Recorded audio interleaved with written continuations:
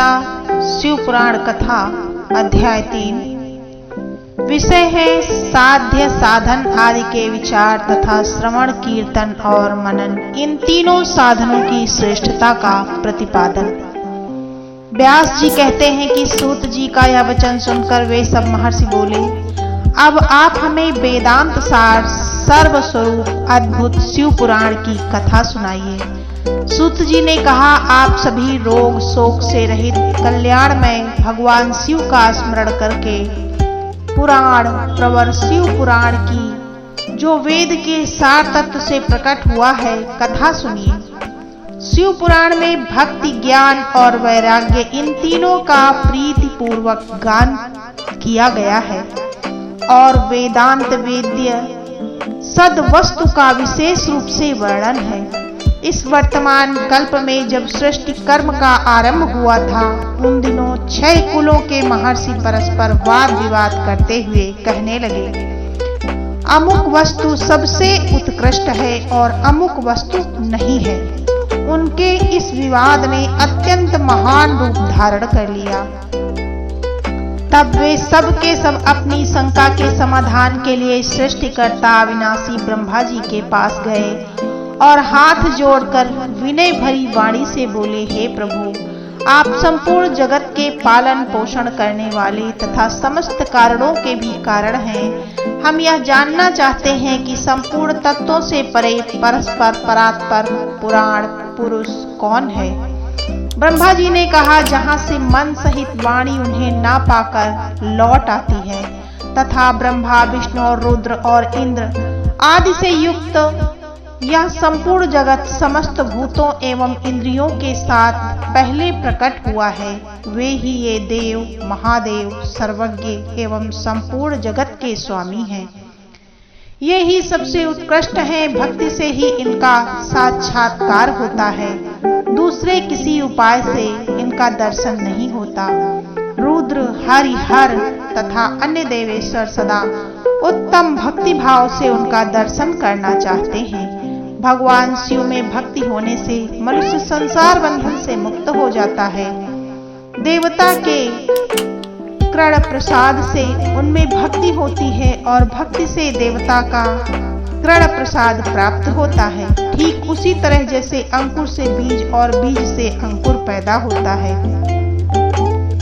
इसीलिए तुम सब ब्रह्मर्षि भगवान शंकर का कृपा प्रसाद प्राप्त करने के लिए भूतल पर जाकर वहां सहस्रों वर्षों तक चालू रहने वाले एक विशाल यज्ञ का आयोजन करो। इन यज्ञपति भगवान शिव की कृण से वेदोक्त विद्या के सारभूत साध्य साधन का ज्ञान होता है। शिव पद की प्राप्ति ही साध्य है, उनकी सेवा ही साधन है तथा उनके प्रसाद से जो नित्य नैमित्तिक आदि फलों की और से निःस्पृह होता है वही साधक है। वेदोक्त कर्म का अनुष्ठान करके उसके महान फल को भगवान शिव के चरणों में समर्पित कर देना ही परमेश्वर पद की प्राप्ति है। वही शालोक्य आदि के क्रम से प्राप्त होने वाली मुक्ति है। उन पुरुषों की भक्ति के अनुसार उन सब को उत्कृष्ट फल की प्राप्ति होती है। उस भक्ति के साधन अनेक प्रकार के हैं, जिनका प्रतिपादन साक्षात महेश्वर ने ही किया है। उनमें से सारभूत साधन को संक्षिप्त करके मैं बता रहा हूँ। कान से भगवान के नाम गुण और लीलाओं का श्रवण, वाणी द्वारा उनका कीर्तन तथा मन द्वारा उनका मनन, इन तीनों को महान साधन कहा गया है। तात्पर्य है कि महेश्वर का श्रवण कीर्तन और मनन करना चाहिए। यह श्रुति का वाक्य हम सब के लिए प्रमाणभूत है। इसी साधन से संपूर्ण मनोरथों की सिद्धि में लगे हुए आप लोग परम साध्य हो। लोग प्रत्यक्ष वस्तु को आंख से देखकर उसमें प्रवृत्त होते हैं, परंतु जिस वस्तु का कहीं भी प्रत्यक्ष दर्शन नहीं होता, उसे श्रवणेंद्रिय द्वारा जानकर सुनकर मनुष्य उसकी प्राप्ति के लिए चेष्टा करता है। अतः पहला साधन श्रवण ही है। उनके द्वारा गुरु के मुख से तत्व को सुनकर श्रेष्ठ बुद्धि वाला विद्वान पुरुष अन्य साधन कीर्तन एवं मनन की सिद्धि करे। क्रमशः मनन पर्यंत इस साधन की अच्छी तरह साधन कर लेने पर उसके द्वारा सालोक्य आदि के क्रम से धीरे धीरे भगवान शिव का संयोग प्राप्त होता है। पहले सारे अंगों के रोग नष्ट हो जाते हैं, फिर सब प्रकार का लौकिक आनंद विलीन हो जाता है। भगवान शंकर की पूजा उनके नामों के जप तथा उनके गुण रूप विलास और नामों का युक्तिपरायण चित्त के द्वारा जो निरंतर परिशोधन या चिंतन होता है उसी को मनन कहा गया है। वह महेश्वर की कृपा दृष्टि से उपलब्ध होता है, उसे सब साधनों में श्रेष्ठ या प्रधान कहा गया है। इस प्रकार तीसरा अध्याय पूरा हुआ। शिव पुराण विश्वेश्वर संहिता चतुर्थ अध्याय। सूत जी कहते हैं, मुनीश्वरों, इस साधन का महात्म्य बताने के प्रसंग में मैं आप लोगों के लिए एक प्राचीन वृत्तांत का वर्णन करूंगा, उसे ध्यान देकर आप सुने। पहले की बात है कि पराशर मुनि के पुत्र मेरे गुरु व्यास देव जी सरस्वती नदी के सुंदर तट पर तपस्या कर रहे थे। सरस्वती नदी के तट पर तपस्या कर रहे थे। एक दिन सूर्य तुल्य तेजस्वी विमान से यात्रा करते हुए भगवान सनत कुमार अकस्मात वहां आ गए। उन्होंने मेरे गुरु को वहां देखा, वे ध्यान में मग्न थे। उससे जगने पर उन्होंने ब्रह्मपुत्र सनत कुमार जी को अपने सामने उपस्थित देखा। देखकर वे बड़े वेग से उठे और उनके चरणों में प्रणाम करके मुनि ने अर्घ्य दिया और देवताओं के बैठने योग्य आसन भी अर्पित किया। तब प्रसन्न हुए भगवान सनत कुमार विनीत भाव से खड़े हुए व्यास जी से गंभीर वाणी में बोले, मुने, तुम सत्य वस्तु का चिंतन करो।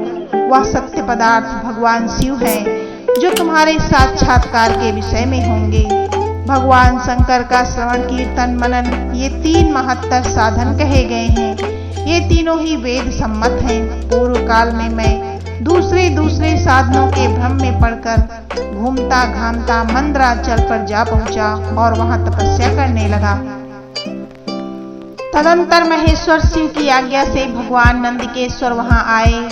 उनकी मुझ पर बड़ी दया थी। वे सबके साक्षी तथा शिव गणों के स्वामी भगवान नंदिकेश्वर मुझे स्नेह पूर्वक मुक्ति का उत्तम साधन बताते हुए बोले, भगवान शंकर का श्रवण कीर्तन और मनन ये तीनों साधन वेद सम्मत है और मुक्ति का साक्षात कारण है। यह बात स्वयं भगवान शिव ने मुझसे कही है। अतः ब्राह्मण, तुम श्रवणादि तीनों साधनों का ही अनुष्ठान करो।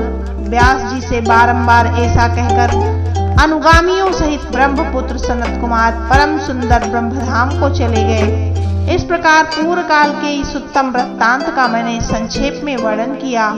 ऋषि बोले, सूत जी, श्रवणादि तीन साधनों को आपने मुक्ति का उपाय बताया है, किंतु जो श्रवणादि तीन साधनों में असमर्थ हो वह मनुष्य किस उपाय का अवलंबन करे जो मुक्त हो सकता है? किस साधनभूत कर्म के द्वारा बिना यत्न के ही मोक्ष मिल सकता है? इस प्रकार चतुर्थ अध्याय पूर्ण हुआ।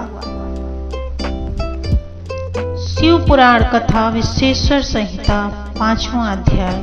विषय है महेश्वर का ब्रह्मा और विष्णु को अपने निष्कल और सकल स्वरूप का परिचय देते हुए लिंग पूजा का महत्व बताना।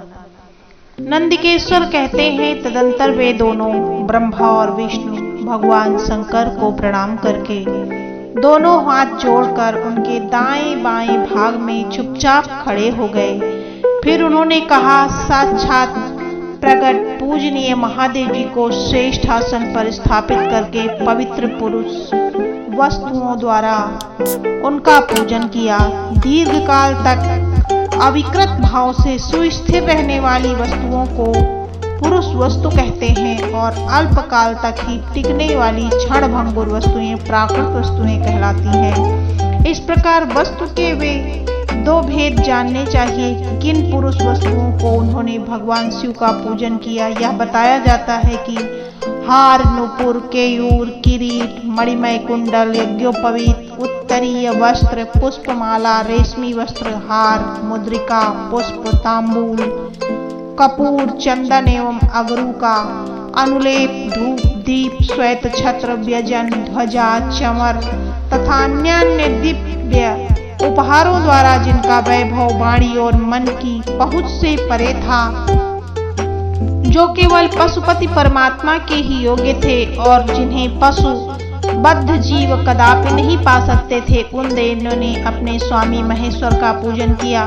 सबसे पहले वहां ब्रह्मा और विष्णु ने भगवान शंकर की पूजा की। इससे प्रसन्न हो भक्ति पूर्वक भगवान शिव वहां नम्र भाव से खड़े हुए उन दोनों देवताओं से मुस्कुराकर बोले।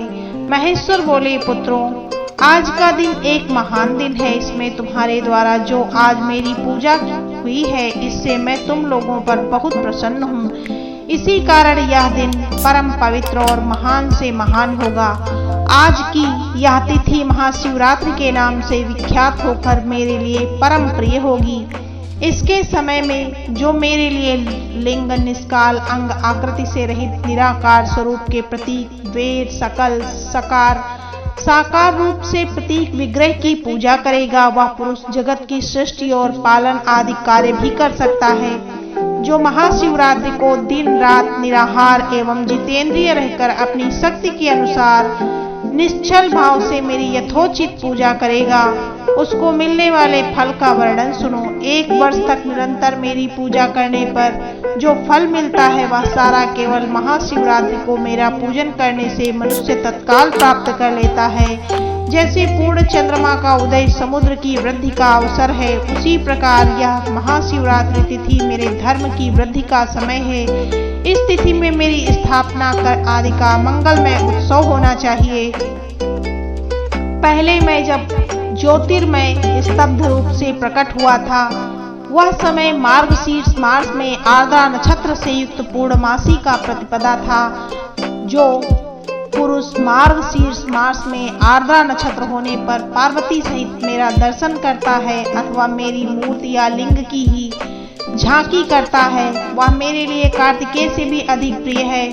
उन शुभ दिन को मेरे दर्शन मात्र से पूरा फल प्राप्त होता है। यदि दर्शन से साथ साथ मेरा पूजन भी किया जाए तो इसका अधिक फल प्राप्त होता है कि उसका वाणी द्वारा वर्णन नहीं हो सकता। वहां पर मैं लिंग रूप से प्रकट होकर बहुत ही बड़ा हो गया था, अतः उस लिंग के कारण यह भूतल लिंग स्थान के नाम से प्रसिद्ध हुआ।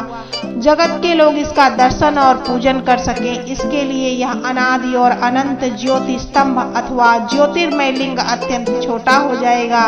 यह लिंग सब प्रकार के भोग सुलभ कराने वाला तथा भोग और मोक्ष का एकमात्र साधन है। इसका दर्शन, स्पर्श और ध्यान किया जाए तो यह प्राणियों को जन्म और मृत्यु के कष्ट से छुड़ाने वाला है। अग्नि के पहाड़ जैसा जो यह शिवलिंग यहाँ प्रकट हुआ है, इसके कारण यह स्थान अरुणाचल नाम से प्रसिद्ध होगा। यहाँ अनेक प्रकार के बड़े बड़े तीर्थ प्रकट होंगे। इस स्थान में निवास करने या मरने से जीवों का मोक्ष हो जाएगा।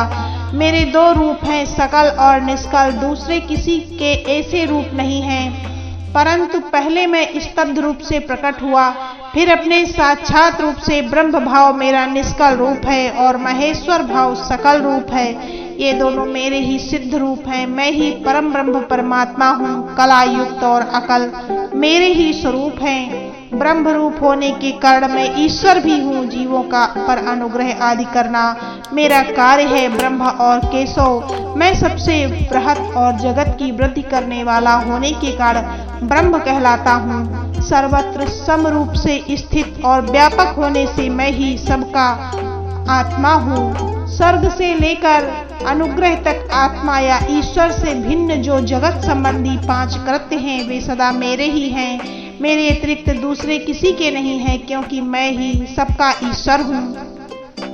पहले मेरी ब्रह्म रूप पताका बोध कराने के लिए निष्कल लिंग प्रकट हुआ था। फिर अज्ञात ईश्वरत्व का साक्षात कराने के निमित्त में साक्षात जगदीश्वर ही सकल रूप में तत्काल प्रकट हो गया। अतः मुझ में जो ईशत्व है उसे ही मेरा सकल रूप जानना चाहिए, तथा जो यह मेरा निष्कल स्तंभ है वह मेरे ब्रह्म स्वरूप का बोध कराने वाला है। यह मेरा ही लिंग चिन्ह है। तुम दोनों प्रतिदिन वहां रहकर इसका पूजन करो। यह मेरा ही स्वरूप है और मेरे सामीप्य की प्राप्ति कराने वाला है। लिंग और लिंगी में नित्य अभेद होने के कारण मेरे इस लिंग का महान पुरुषों को भी पूजन करना चाहिए। मेरे एक लिंग की स्थापना करने का यह फल बताया गया है कि उपासक को मेरी समानता की प्राप्ति हो जाती है। यदि एक के बाद दूसरे शिवलिंग की भी स्थापना कर दी जाए तो उपासक को फलस्वरूप से मेरे साथ एकत्व सायुज्य मोक्ष रूप फल प्राप्त होता है। प्रधानतया शिवलिंग की ही स्थापना करनी चाहिए। मूर्ति की स्थापना उसकी अपेक्षा गौढ़ कर्म है। शिवलिंग के अभाव में सब ओर से सवेरे मूर्ति युक्त होने पर भी यह स्थान क्षेत्र नहीं कहलाता। ओम नमः शिवाय। इस प्रकार 5वां अध्याय पूर्ण हुआ।